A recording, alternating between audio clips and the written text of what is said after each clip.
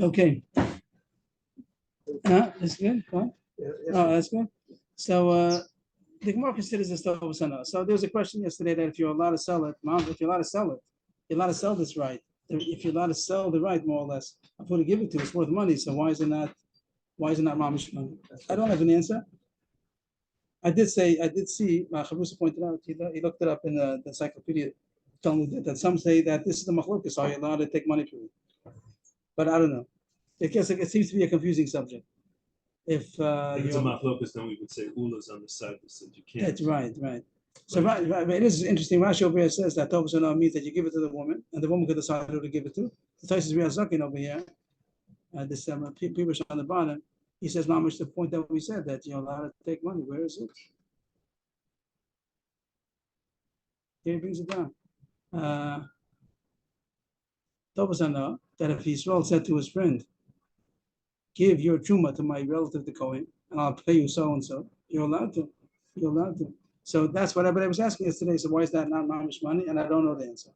So we'll just put it on the side, make a footnote that there is such a thing that you're allowed to do it. And the question is, if so, why is it not considered money? Right. But for our purposes, just to get through the Gemara simple, so we'll say what Rashi says, that it's not talking about getting money for it, but you give it to the woman, and she has to give it to a Kohen. But since she has the right to which Kohen to give it to, and that Kohen is going to be grateful, so that gratitude is considered money or not. Okay, it's easier to understand, but there's a side problem that maybe you're allowed to take money for it also. It's still called Tovas. No, it's not mamish money. If I could sell it, if I can go to the Rach Yehuda, and I could stand over there next to the. You can't sell it. No, I'm not going to sell it. I'm going to go. No, I'm going to. No, I'm going to. Selling the rights is money. I'll stand in Rach Yehuda without any schora, a little stand, and I'm going to say, I'm selling. Sure. I'm going to give the truma. I have truma to give to somebody. So whoever wants to pay me to who to give it to, I will sell it to them. I will sell. So he gets money for it, mamish. It's the way that why is it not a commodity? He gets money for the act of giving. And I can take money. So I'm going to give it to the one that pays me. No, not to the Kohen that pays me, to the Yisrael who pays me. He doesn't go to the Kohen market, he goes to the Yisrael market. But I don't need truma. And he says I have truma to give, and whoever is going to give me the highest bid, I'm going to give it to his relative. So why is it not money? Now the woman goes there. He's not buying the truma. He's not buying the truma. That's true, but we have other cases also that a thing which is worth money, not the truma itself. Why it's a worth, it's a value. I'm telling you the case about we had other cases also about Noah's milva that you're not kaddish with the milva. How much would it be worth to you? I don't know if this is even considered selling a service. Why is not selling a service? It's selling the right to the direction of where it's going to. Why is it different?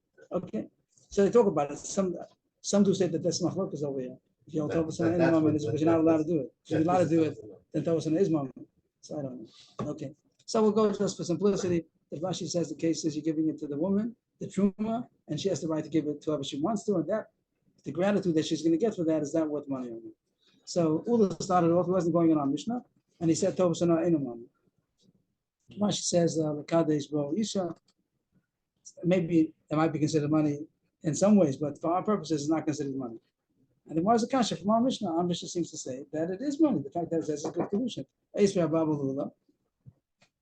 Our Mishnah, Amakadesh B'Chum was a Maisros of Matanos. The next words we don't need. Mechad has a part. It's not the point. So it says that when Yisrael gave Truma, that Lachar Truma means the Truma he has to give to a Kohen. Yisrael gave Truma to a woman, and it says Avet B'Kadesh leave with this Truma, and it's good Kiddushin. Why is it good Kiddushin? She also has to give it to the Kohen, and all she has out of it is only Tovas Hana. She has the decision of who to give it to, and it says that it is a good Kiddushin. So you see Tovas Hana's moment. Amalei Hacham Yisrael should not follow me based on the Kohen. It's not talking about a Yisrael who has to give Truma. It's talking about Yisrael who doesn't have to give Truma. How could it be Yisrael doesn't have to give Truma? So it says that he got inheritance. He got inheritance of Truma. So we'll say a little bit different in the Gemara for a second, then we'll get to the Gemara. If he would have inherited Truma, he had a grandfather as a Kohen. A Yisrael has a grandfather as a Kohen. That is the grandfather. He's married off his daughter to Yisrael. So and then he had a son who's Yisrael. And then when the Kohen dies, and inherited to his daughter is not living, it went to the grandson. So the grandson inherited truma.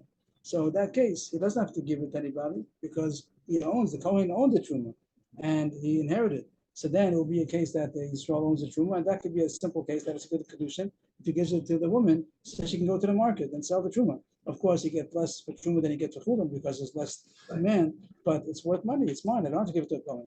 Usually, Yisrael has to give truma to the Kohen. This is a case where Yisrael doesn't have to give truma to the Kohen.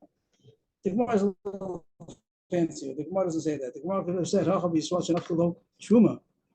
He based on Imo Kohen. He could have said that.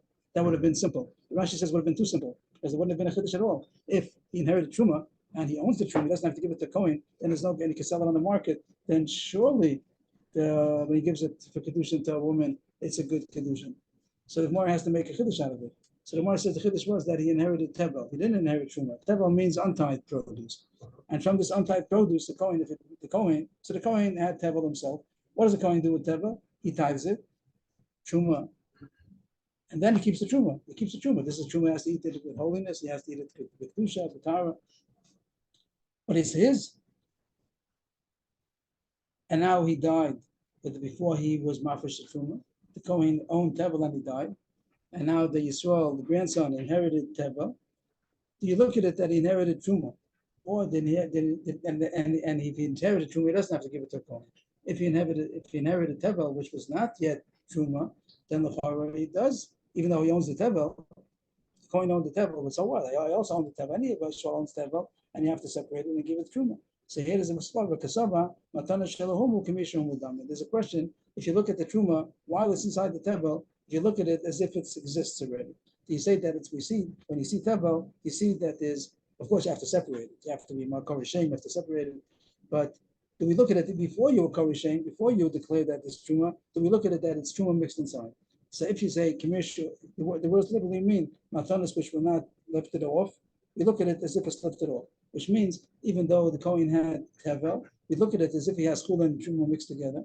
And now when he inherits it, bequeaths it to his grandson, the grandson got chula and truma. Of course, he has to separate it, but it's as if he got truma already from his grandfather, and the truma that he got from his grandfather, he doesn't have to give to anybody. He can sell it. So then, that's what the Mishnah means a chiddush, that it's kimisha humu damyon, and therefore he can be mekadosh a woman because it's truma that does not have to be given to a Kohen. It can be sold to a Kohen. If you hold matana shel humu kimisha lo'omer mudamya, that they're not considered separated, so this Yisrael who inherited from his grandfather would have to give it to a Kohen because he didn't inherit truma from his grandfather. He inherited tevel, and now he's the one who separates it. He's the one who brings truma into the world, and he has to give it to a Kohen. So the Gemara found the pshat in the Mishnah to deflect the proof. It's talking about a case where the Yisrael inherited tevel from his truma or tevel from his grandfather, and therefore he doesn't have to give this truma now to the Kohen. He's allowed to sell it, and now when he gives it to the woman, he's giving her something which is valuable because she can sell it also. The grandfather, since it's tevel, then and it belongs to the grandfather. So then the truma, we're assuming that the truma exists already. You look at it as if the truma is inside of it, and the grandson inherited truma from his grandfather, the Kohen, and the Kohen doesn't have to give truma to anybody. It's his truma, and therefore the grandson who inherited it is his truma. It's Yisrael who owns truma, so he can go to the market and sell it as truma. So therefore it's worth money, and the woman now that got it as a Kiddushin, she could sell it on the market of truma, and it's worth money. So there's no proof. Ula still stands. The Gemara continues with the same issue, and here a different scene. He asked the innocent question. Do we look at Tovas and know like it's considered money or not? The fact that you're allowed to give it, you have the choice of who to give it to, and that person will have gratitude to you. Is that considered money? So he brought our Mishnah. He brought our Mishnah as a proof, as we looked at it originally. It seems to say Tovas and No's mama. Tenisua, our Mishnah. I'm a Kaddish with Chumas and Maisos of Matanos. Again, Mechata say far we don't need that. Amazing Mukadeshas, I feel Yisrael. So what do you see? That Yisrael just had the right to give it to, and that's a good enough Kiddushin. You see that the Tovas and is considered money.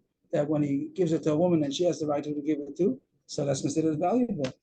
But Achiv Rabin said, didn't we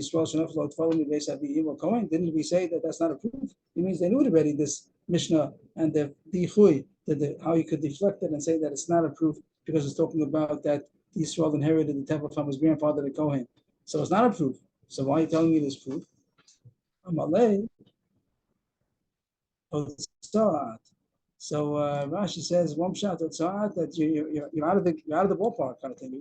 You're out of the sugya, like you don't understand anything. Hotzah. Rashi has another shot. Futza, like a lulav branch. That it means what? We're on the next page. Yeah, we just turned the page. That's good. Okay. So what was his problem? He That wanted it's to not- know if it was mammon or not. Right, and someone and Rav Huna bought a rye from our Mishnah, and he simply said it's not a raya because maybe he's talking about that he inherited the temple from his grandfather. Okay. The same words as before. So he said hotzah. So Rashi says two pshatim in what hotzah means. Either it means that you're out of the sugya, but mutzat b'shmuazu, near shena techacham ba, like you don't understand the sugya, you're out of it. That's one pshat. The word mutzah is like motze, like you're out of it. And another pshat Rashi says that the hutzah v'dafna, which means it's a cheap thing, and that's the Gemara's expression of somebody that just has kani bagma. If someone is in the marshland, and he's cutting down reeds, it means it's a reed. That's called like a cheap thing, and saying you don't understand. You're a nobody. So he got insulted. What? Katul kani. This expression katul kani bagma. Agma is a marsh land. Kani is reeds. Katul is to kill, which means cutting down reeds in the agam, which is an expression of the Gemara when you want to say somebody doesn't know anything. He's a katlakanya. I think they have an expression today also, maybe in Yiddish, maybe it's called a katlakanya. He called somebody who's a nobody, like not a chacham. But anyway, he got embarrassed. Ichsif. Avrohom got embarrassed. I just recalled that about 10 pages ago, that Avrohom was called Arisha B'Chabura. Avrohom is the one who's talking. He's the one who, he said, he asked Rav Huna a question. Rav Huna told him a raya from the Mishnah. Avrohom, Arisha B'Chabura, he said, it's not a raya. And he said, you're a hutzah. So, happens to be, he was a Arisha, he was a Chashav Talmud Chacham. So he got embarrassed that Rav Huna called him a hutzah. So he said, so the more explains, he thought the one who got embarrassed that he meant to say that you're out of the sugya, you don't know how to learn. And he realized that he got embarrassed. So if one says, that's not what I meant. You hold like the Hutzal one. Hutzal is like Hutzal. That you hold like the Hutzal. That means there's a chashiva person, a Vasi from Hutzal, that he holds like your pshat, that our mission is talking about. He got a tevel from the grandfather, the Kohen, and it's not a raya. I held that it's a raya, and you said it's not a raya. You hold like a Vasi Hutzal. Like, okay, someone holds like you. What is that place? Hutzal's name of place. And here, like Hutzla, I guess you're like the Neibrak or whatever, the one from. You heard the wrong word. He heard the word, but it could have been translated two ways. He didn't realize he meant to say that you're like the one of Hutzal. So what happened so far? We had a Mishnah that the Pashas in the Mishnah is mashma tovas ano is mammon, and there's a way to be matchet. And you can say that it's talking about he inherited from his grandfather. Ula says tovas ano is not mammon. Rav Huna seems to have the opinion tovas ano is mammon, even though he doesn't have a raya. He knows the raya could be deflected, but he seemed to hold that anyway. So it seems to be machlokes if tovas ano is money or not. The more things that I found machlokes tanam about the subject. Somebody stole somebody else's table. Somebody's untied produce. And then they caught him and he has to pay. He doesn't have the table anymore. He got rid of it, whatever he did. So he has to pay. How much is it worth? How much is the table worth? 80%. Because you have to take much. As the guy says, I don't have to pay the whole thing. Let's say it was $100 worth, whatever. But he says, of this $100, you would have to pay. You'd have to take off two months. So I'll pay you. Only you didn't lose that. The Kohen lost it. The Levi lost it, but you didn't lose it. You also anyway couldn't have used it. Well, if we consider that there's hana, though, can't there be a worth to that 20%? Which hana is that? Hana of the Tovas hana. Right, that's going to be the subject. That I just didn't see who I'm talking to. One sec. What about that the Shaul? That was What Shaul? about the schus of doing a mitzvah? Yeah, okay. So that's not a monetary thing. the fact that he did a mitzvah, maybe you have to pay him for stealing the right to do a mitzvah. That could be another issue. It talks about if you steal a right to do a mitzvah. But the more, here doesn't go into that. I don't know. But the most talking about the monetary value. So if you hold that it's worth money, the fact that I have the choice who to give it to, you stole that from me. You stole from me the right of who to give it to. So that's what the Gemara is going to suggest, that that's a machlokas. I would have, on the footnote, I would have said, go to the market, Machne Yehuda, and ask how much is Tevel worth. You're not allowed to sell it. You're not allowed to sell Tevel, but if someone sells Tevel, there's no market for that. You're not allowed to sell Tevel. Okay. Theoretically, if you'd sell Tevel, how much would it be worth? That means the question of Tevel in a moment, why is it not a question in the market? Why is it a rabbinic question? Why is it not a monetary question? Okay. So here it says, if somebody stole Tevel, the shalom lo demei tivlo. The text of the word shachavero, they say it's a mistake. It doesn't really read. Of course, that's what it means. But it means you have to tell them they have to pay him the value of the whole tevel. You only have to pay how much chulin would be after you would separate the trumas and maasros. And that shabo, within it means you had 100 kilo. I only have to pay the chulin part, which would be, let's say, 80%. 78, whatever you're going to do, first take off 2% from trumas and then 10% more from Meiser and 10% from whatever's left. So the more things that's a machlokas. The fact that Rebbe holds you have to pay for the whole thing, and the Rebbe Shabbat says you only pay for the chulin that you get out of it. What's the difference? If you have to pay for the trumas and Meisers, how much is worth? How much is worth? It's not worth. It's only worth to be able to give to somebody. That's called tovas hana. My labo can be myself tovas hana moment, myself tovas hana in a moment. Don't, is not the machlokas. The Rebbe holds that that's considered money, and therefore you have to pay for it. And Rebbe Shabbat holds that it's not considered money, and therefore you don't have to pay for it. You only pay for what you would have gotten. What do you call that? You have net and gross. What is that? The net value is after not the gross, not the after trumas has been given out already. So you only get what you're going to be left with. But the fact that you lost the choice who to give it to, that's not worth money. So the Gemara thinks that this issue of Tavus and that moment is dependent on Rebbe and the rest of Rebbe Yehuda. So the Gemara has a couple of yichuyim. That's one shot that's possible, but the Gemara doesn't want to stay with that. So the Gemara is going to say a few, 1, 2, 3. The Gemara is going to say 3 ways to get out of this. First, the Gemara says low, not necessarily. I could tell you that everybody holds that it's not worth money. So the question is, so why does Rebbe say you pay for more than the chulin part, and the 80%? You should pay only 80%. Tovas hana is not worth any money. The fact that you could have given it, that's not the point. The tevel, the demei tevel, is everything. It's like the gross. So gross. So why should you pay for it? Yeah. If Tovas hana in a moment, I made a little mistake to say no one holds to pay for the whole thing. Pay for the whole thing means 80% is going to be worth full value. The 20% is only going to be worth, even at the best rate, it's only going to be worth how much it's worth to give to the Kohen. No one's going to say you have to pay for the actual as if it would be chulin. You're not going to pay for 100% of chulin. But you pay for tevel. How much is tevel worth? Because it includes the right to give 20%, 22% to Kohen lately. So Rebbe seems to say that you pay for that also. Why should you? If you hold that tevel not moment. It's talking about that you inherited it. You stole it. God stole it not from Yisrael who has to give it to a Kohen. He stole the tevel from somebody who inherited the tevel from his grandfather, the Kohen. And he doesn't have to give it to the Kohen. He could keep it. He could sell it. Kohen is the grandfather's mother. Abi Imo Kohen, Yisrael, whose mother's father is a Kohen. The mother's father is his mother's father. Right. He said that's his grandfather, eternal grandfather. If he'd be on the father's side, then it would be. He'd also be Kohen. So he's Yisrael.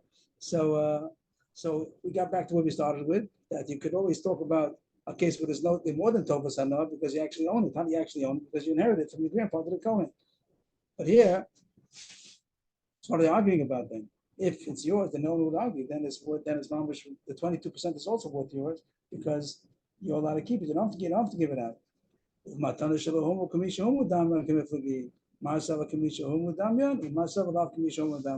If there's machlokas over here, then what does Rabbi Yossi Rabbi Yehuda hold? How can one pay for the chulin? If you say that you inherited from the grandfather and you don't have to give it to a Kohen, you're allowed to sell it on the truma market, so then everybody should hold that it's worth to you. How come Rabbi Yossi Rabbi Yehuda says only pay for the chulin? Because he holds the opposite of what we said before. He holds matana shalahomu is not kimishomu damyan. So when you inherited the tevel from your grandfather, it's not like you inherited truma that you don't have to give. You inherited tevel, and now you're not for truma. Now you brought truma into the world, and you don't have to give it to a kohen. So the issue we said in our Mishnah, there was a Kiddush in our Mishnah, and therefore it's considered your money. Not so simple, because someone might argue and say, and you do have to give it to a kohen like anybody, like it would have been your own tevel, and that's why Rebbe holds that you only pay for the chulin. So the Gemara got out of it again that you don't see anybody holds. You don't see Rebbe holds that Tovas Hanoah is considered money. The reason why he says here is considered money is because you inherited from your grandfather, even though you only inherited tevel. It's as if you inherited truma, and therefore you don't have to give it to the kohen. You're allowed to sell it, and therefore when you give it to a woman, it's worth money. And the guy who steals it, he stole it from me because I had the right to keep it for myself. So the Gemara got out that right. That's good. You just did the second one? I did the low. I said low until Iboy saying 1, 2, 3, 4. Okay, so then so here's another reason. Like, it's the first one. This So is the there are first. three. That's Yeah, the first. it's the first of the three. Okay. Iboy Sema. If you want, I could say another teretz. Which I think could be put in parentheses. It's not really part of it.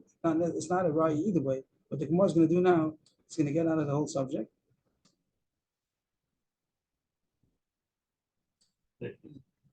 I just put in parentheses. I didn't erase it, but you could say everybody holds. Theoretically, if it be such a case that if you seven anything, and here Tovas Hanoah ain't a moment. The fact that you have the right to give it to is not considered money. So how come Rebbe holds you have to pay? The kind of has to pay for the whole thing. The arguing how much is considered really chulin. The kind of comes to the bezdin and he says, why should I pay 100% the whole tevel? You have to give anyway 22%. So the answer might be he doesn't have to give. It's a mitzvah for him to give the 22%. But how much truma did he have to give? The truma, the meiser, we talk about the meisers. But the truma, let's say, the truma, you're supposed to give 2%. Because you one kernel. You give one, but Rishmol says with the rice, you're allowed to give one kernel. Even though you're allowed to. With the rice, that's good enough. The Rabbanan said he's supposed to give 2%. But with the rice, even one kernel could part of the whole part. It doesn't matter how much you have, a mashu is enough. So it's going to be worth more. Right. So More of it will be worth more. Therefore it's worth more. Right. So Rabbi says that you don't have that. He doesn't know the shmuel. He holds you have to give with the rice maybe 2%. He doesn't know the shmuel. Ma Islay the shmuel, the Ma Leslay the shmuel. The arguing this one focus if chit achas is good enough. So Rebbe holds that chit achas is good enough. So you can't tell me you're just going to give me the chulin that I'm going to get out of the end. I'm a grois tzaddik and I'm going to take off 2%. I'm going to take off a lot to give to truma. But you can't tell me that I had to. You can't say it's not my money. That's my own will that I wanted to do. If I didn't want to, I didn't have to. And I could have given one chita. Which way is which? Which means? The one that takes 2%. So how much was he left with of chulin as compared to the one that gave one kernel? Right. Which is which? Which is which? Which is worth more? The one who only has to give one kernel has a lot more chulin. You only but have yeah, to but the 10% is more 10%. You're talking about the meiser, or you're talking? He doesn't want the truma alone. Let's say it's only truma. Forget about the meiser. Meiser, you do have to give a tenth. There's no machlokas about that. Everybody will say that you have to. You're saying one kernel is going to be virtually like 100%. Right. You want to say minus a kernel? That's fine. And you're going to give another 10%. Yeah, there's 10% we put aside. That everyone agrees to that you're going to deduct. So maybe that. that's 19%. Let's say. So it is interesting that he says to make that the way according to this chart comes out that it's not going to be 100% versus 78%. It's going to be only the 2% machlokas. Everyone holds that the meiser you have to deduct. The ganav doesn't have to pay for the meiser that would have been given to the Levi, the meiser rishon and meiser sheni. Yes, but that let's go into those details. I just want to know which side does the ganav have to pay more? If they only chita achas. If the person only would have to have separated one kernel, even though the percentage has more percentage to pay. Not following. The guy has to pay more because what about the meiser? Put aside the meiser a second. Oh, because forget about the meiser. Let's talk about the truma part. Let's say there's no mitzvah to give meiser, only truma. So according to Shmuel, Truma doesn't take away anything from me. I Well, just it's have to give virtually one 100% as opposed to 98%. Right, right. And you're right that the Meiser, once you talk about the Meiser, so then the Israel, then the Nignav, the robbed party, he says, you're right. That part you don't have to pay me for because all I was able to do is had the right to who to give it to for the 10% that goes to the Levi. So you're right. So it's another Oh, I see that. That's more of a constant.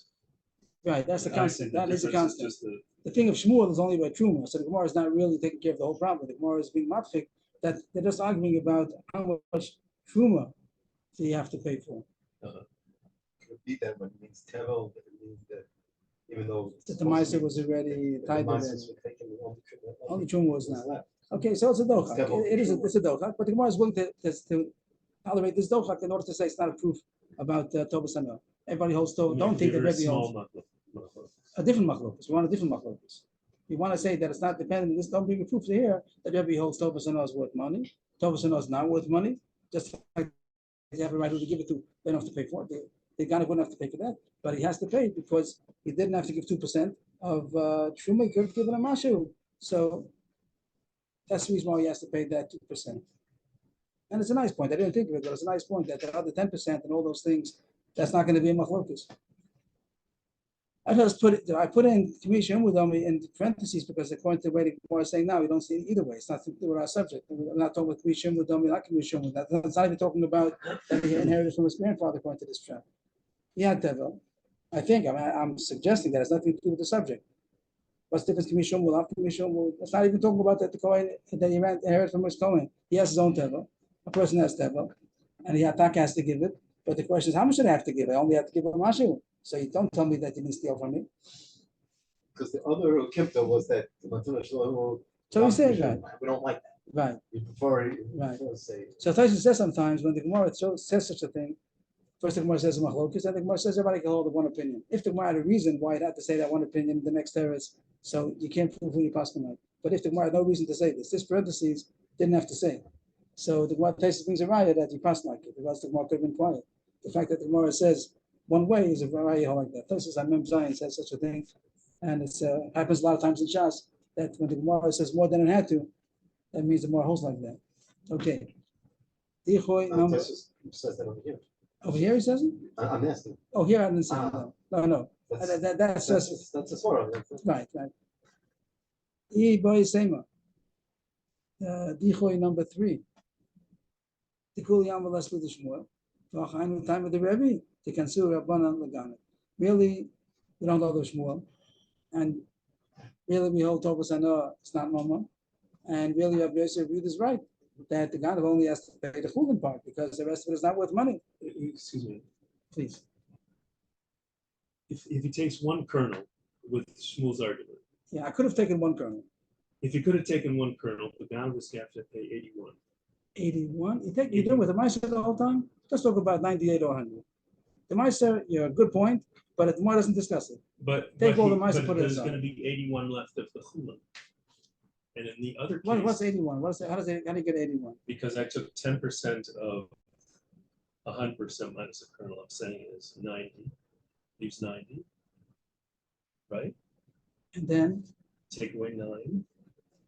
okay, It's 81. okay. If he took 2%, he's going to have 79.4. He's going to have to pay less. True. But we don't care how much he's going to pay. It doesn't. We're talking about how much Ganav has to pay. So he's going to pay if If he you hold took like Shmuel. 2%, then Shmuel says the kernel. Right, So the guy will have to pay more. right. That's Rebbe. Rebbe holds like Shmuel that the one who was stolen from can say, I could have given one kernel, so you stole More from me. I see. And Rabbi Okay. Shabuda does not hold like Shmuel.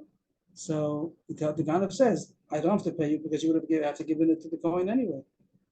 It would have been the proper amount. Proper amount, right. Okay. But it is true that the Gemara doesn't discuss the other 20% over here. Iboy Sema, another terrorist that we can get out of it. Everybody holds Tovas Hanah is not worth money. And you also could say that you don't know like Shmuel, and therefore Rabbi Yosef Yehuda seems to be right, that you shouldn't pay for the whole table, just pay for the chulin, because everything else you have to give to the Kohen anyway, and it's not worth any money. Time with the Rebbe. Rebbe said you have to pay for the whole table. The Kansur Rabbanan Lagana made a knas. Kansur Rabbanan Lagana, they made a knas to the Ganav. You stole. Now you start making cheshbonos that you would have had to give it anyway. They made a knas to the Ganav You still pay what you stole. Even if they didn't hold it. Right, even though that really you didn't take away so much. The Maisa, the person that stole from it didn't lose that whole tevel because what we would have happened had to give it to the coin anyway. What happened with the Tovas Hanah? Yeah, also Tovas Hanah is not money. That's what the one wants. Tovas Hanah is not money, and Shmuel is not on the screen over here. That you can't, It's still there. and still you have to pay the whole tevel. Tevel again means as a kanas. as a kanas. Right. Does that mean he's going to pay for it as if it would have been chulin, the price of chulin? Maybe not the price of tevel, but it's you're looking at you're looking at as if That's a third answer. it's a So third there's answer. going to be a Right? fourth Gonna answer. pay for All of it, and how much is all of it? 100%. Okay, 100% of chulin 100% top. of tevel, and that's not as much as 100% of chulin, because after Okay. all, okay. That means it means we're going to look at Tovas Hanah as if it is mammon. Let's say we'll look at it as if we'll charge you for the Tovas Hanah because of knas. Ibn is saying it the other way. The kol yam islu d'shmuel, and therefore you should have to pay 100%. Put aside the 80. No, yeah, 100%. Put aside. At one kernel, yeah. I'm saying also put aside the mices which you have to give. So really, you should have to pay the whole thing. How come Rabbi Yehuda says not? Time this is going to be a catch. The time Rabbi Yehuda the consumer bana the balabayis. That they come to Bezdin, the Ganav and the Nignav, and the discussion is over there how much you have to pay. So Bezdin turns to the Nignav and says, "What? He stole Tevel? What was Tevel? What was Tevel doing by your house? How come he didn't be mafish right away? You're not supposed to have Tevel. The Ganav stole The Tevel. balabais. The balabais. Kanas to the balabais. It's like, we wouldn't be expecting it. Like he says, looking at me, he's the Ganav. So he say, it's true, he's the Ganav. What did he steal? He stole Tevel. What was Tevel doing in your house? You have Tevel? What was Tevel doing in your house? It's like someone stole. You mean if you get Tevel stolen for you, you don't get paid back? That's the kanas. Right. You don't get paid the whole amount for it because you shouldn't have had Tevel. You should have been mafish right away. It's not proper to leave Tevel around. You know what can happen? Someone might need it by mistake. You're not supposed to leave Tevel around. It's like somebody. You get paid something. You get paid as much as the chulin part. But he's asking for more. He's saying, I had the right of Tovas Hanah. I could have only taken like Shmuel or Mashu. Pay me up. So Bezdin says, no, it's a knas against you because you had this. What was Tevel doing? What's Tevel doing by you? Kansuhu Rabbanan Balabais, period? No, the Loi Boiler explains why is there knas. The Loi Boiler should not have kept this Tevel around. I see. It's like the gun of stole some kind of prohibited, what is that? When somebody has something illegal, smuggled stuff, and then he comes to the Bezdin. So the Bezdin says, "What was he doing by you?" It's true that he's the gunner. We'll take care of him. But what do you have this stuff for? So you have Tevel. That's not it. So they made a knas that the gunner doesn't have to pay so much. So what happened? That's the end of the sugya. So we spoke about Tovas Hanah. So there were four So reasons to get out of it. To get out of it. And one shot would be that's the name of Ketanoi. And before we had our Mishnah, which we said it could be Matchaleraya. Ula said Beferish, Tovas Hanah, no moment. Rafuna said it is moment. He knew that to get out of the Mishnah, like Rav Asim Behutzal, but he still told us a nice raya. He thought that that's the halacha. It seems to be a machlokus if Tovas Hanah is moment or not. Questionably possible. Questionably possible, like as far as Tovas Hanah is worth money or not, and we're still stuck with the original problem that if you can sell it, if you can take money for it, then for sure it should be considered money. Some say that's the machlokus itself. That's good for the machlokus. That's one more sugya, and that's the other part of the Mishnah. Now we go into the part of the Meichatas. They put here two dots and they take out the word Tanah. This word Tanah doesn't belong here. It's like a piska, like anytime you have that it quotes the statement from the Mishnah, and now it's going on the part of the Meichatas and the Avrohom. The rest of it we discussed already. The Trumas, Maestros, Matanas, Afi Yisrael, Afi Yisrael, we did all that already. But now we're concentrating on this part of the Mishnah that says that if he was Mekadosh a woman with Meichatas, Avrohom. Meichatas means the water, and Avrohom means the ashes. The ashes from you do the whole issue of the red heifer, you burn it in our zaysim, and that's called the ashes. And the mechatas is the water that you mix with mayim chayim. Usually mechatas means when you mix it. After you have, they call it kiddush mechatas, that you take the ashes, put it onto the water, and now you have the sprinkling water, and you could be metaher people that are tummy maize. Siri says that he was mekadosh a woman with it, and it's worth money. And that's more kasha. Is it worth money? We're a minu kasha from a Mishnah Anotel schar ladun, if someone takes money to paskin, he's a dayan, and he takes money, he charges money for paskening. So whatever he paskin is not anything. What is the word? Invalid, whatever, there's a better word for it, void, that his psukim are off. His psukim count because he takes money. You're not allowed to take money to be a dayan. Of course, the question everyone's going to ask, they don't take money, the dayanim sit there the whole day, they don't get any money, of course they get money. So that's a question. But here it says you're not allowed to take money. If you take money to testify, so a dusa b'tela, your testimony is nothing. You can't take money to be an aid. That's not our subject. Lahoyed To testify. also means you took money for it. Anotel schar lahoyed. Like the beginning two words goes in everything. Anotel schar ladun. Anotel schar lahoyed. Anotel schar lahazas ulakadesh.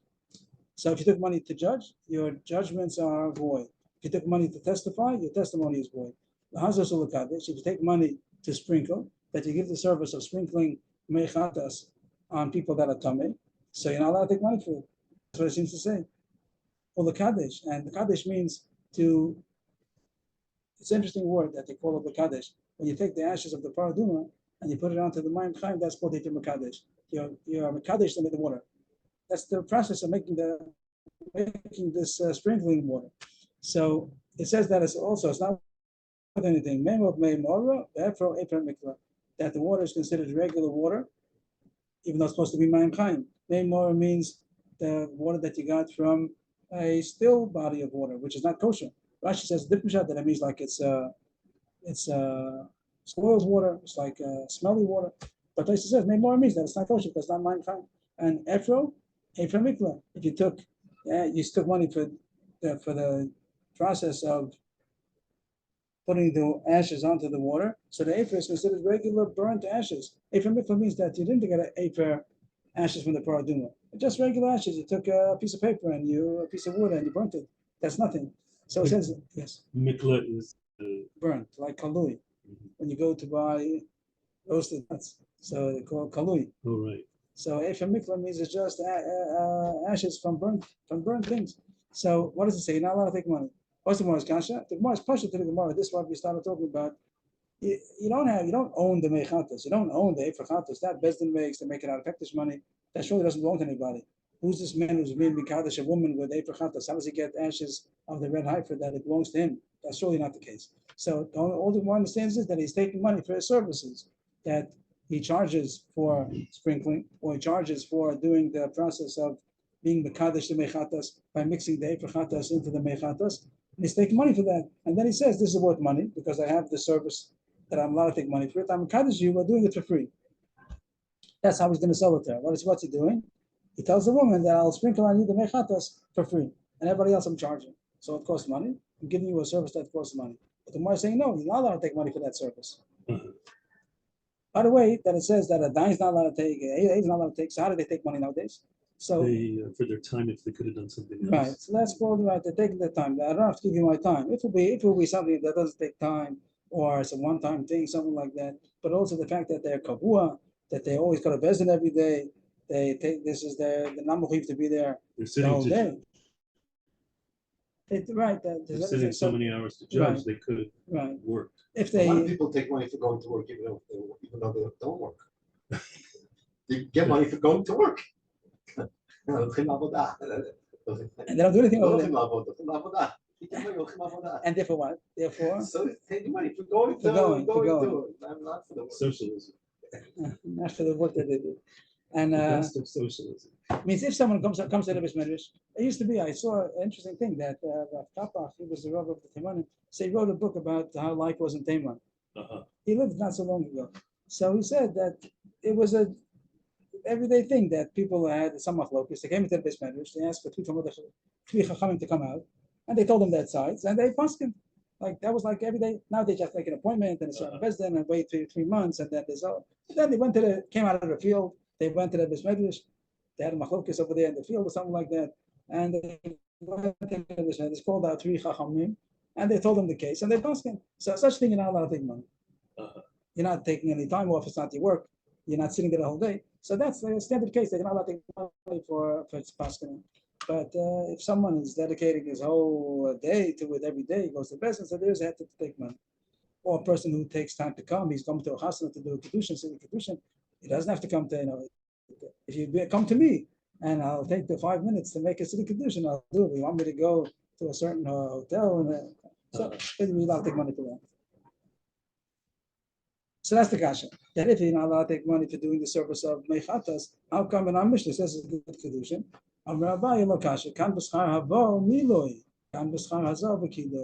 That in our Mishnah, you are allowed to take money for bringing it. Means the transporting it. Man, let's say they have it, whatever, they have it in Yerushalayim, and somebody brings the Efer Chatas to Beersheba in order to be able to sprinkle it in Beersheba. He is allowed to charge for his transportation. Miloi is the company? Miloi, no, that's Livui. Miloi means to fill up. Miloi means to fill up. That filling up the water. So that's what it means. Mechatas, I'm allowed to take money for filling up the mechatas. Don't you have to fill it up before you bring it? Why is it bringing it first? You're bringing It could be that the Miloi is going to be what he did over there when they did make the Efer Chatas together with the Mechatas. Who puts it together? I'm not sure. If they bring the Efer Chatas, means you bring it. It can be both of them. You can bring the water and fill it up, and also the Efer Chatas. But Efer Chatas is only going to be the avos. What is fill it up? Fill up the ashes? Fill up the water from the Mayim Chaim. You went to a spring to get Mayim Chaim. You have to get water. That's a lot of halachas about the water. How you supposed to fill it up? To fill up the water, you have buckets that you have to get. So I'm just asking, shouldn't that work be first? Don't you have to fill? Don't you have to fill up the water before you can bring it? How do you bring it? So the havok, I mean the ashes. The ashes, you bring the ashes. Like it says, Efer Parah Mechatas. It says also Efer. The ashes, you bring the ashes. Bring the ashes and fill in the water. Yeah, and also it's true that you also could talk about bringing the water also. But I think but then why is that? Rashi does say Hava. What does Rashi say? Hava. Rashi says Hava is Efer Makom. Oh, good. And then he says Rashi says for the water means filling up the water, and bringing means bringing the Efer. So that you're allowed to charge for. It's very similar to what we do now by Shemitah, that there are orchards in different places in the country where they have Shemitah produce, and that's hefker, and they're not allowed to pay. You're not allowed to sell the fruit, but they bring you to your doorstep. They bring you to the country. At each corner, they bring a truck full of oranges, and they charge money. What are they charging money for? They say it's hefker. They say it's hefker over there, but they want me to deliver it for you, to package it and to deliver it. So I'm charging for my delivery, not for the fruit. The fruit is hefker, but I'm bringing you the hefker fruit. So that's the same thing that the Gemara is talking about. That the ashes itself and even the sprinkling service, you're not allowed to charge for. But you are allowed to charge for the delivery and the tircha that was involved. That's our Mishnah. That's why you gotta take money for. That's what's for Kiddushin. The sprinkling or being Mekadesh, which means putting the Efer onto the water, that you're not allowed to take money for. Take a Nami, we also could. What was the second one? Hazav Kiddush. Kiddush, we said, like it says before, Lahazos Ulakadesh, this word over here, Lahazos Ulakadesh. Yeah. So Kiddush means when you put the ashes onto the water, that's called Yivim Mekadesh the Mechatas. I don't know why it's called that. Why is it called? It's not holy, but the Gemara calls it Kiddush. Kiddush Mechatas means you take the ashes and you put it onto the water. You're not allowed to take money for that. You're allowed to say it again? You're not allowed to take money for putting the ashes onto the water. Even though there are a lot of halachas in that also, you're not allowed to take money for your knowledge. You're allowed to take money for your tircha when you're not obligated to do it. So delivering it, you're not obligated to deliver it, and it is a tircha, is what to charge for. But the kiddush, there's no tircha involved, and there's a mitzvah. You want to only charge for the knowledge that you have. You're chacham, you know how to do it. That you're not allowed to take money for. So Hazav Kiddush is not allowed to take money, so therefore she wouldn't be Mukadeshes. But Avrohom, you are allowed to take money for. That's what our Mishnah means. She's Mukadeshes. Take an Ami. The Gemara says also that it's mashma like that in our Mishnah. The Tani Hacha Meichata Zeifachata Avefa Para. Because Tani Hasam Lazas Ulakadesh Ramina. The difference of terminology also shows the two different issues. The Gemara Rashi says that when it says this, I wouldn't have known what the Gemara means. But Rashi says Meichata Zeifachata Avefa Para sounds like they're not mixed. It sounds like they're not mixed. The water is separate and the ash is separate. So that means that they haven't been mixed yet. So therefore, that's what I'll take money for delivering it and filling it up and delivering it. But Lahazos Ulakadesh means that it's already, the Kiddush is that you're doing the act of mixing it. And Lahazos means that it's already mixed and you're sprinkling. Then you're not allowed to take money. But when it's separate, so then you're allowed to take money for those things that are tircha and not after achi upon you to do. So the Gemara is happy with that. Also, there are cases that you are allowed to take money and therefore it's good Kiddushin. If you're not allowed to take money, then it's not a good Kiddushin. Okay, that's it. So tomorrow, Bez Hashem, what time? 4 o'clock. 4 o'clock. Yeah.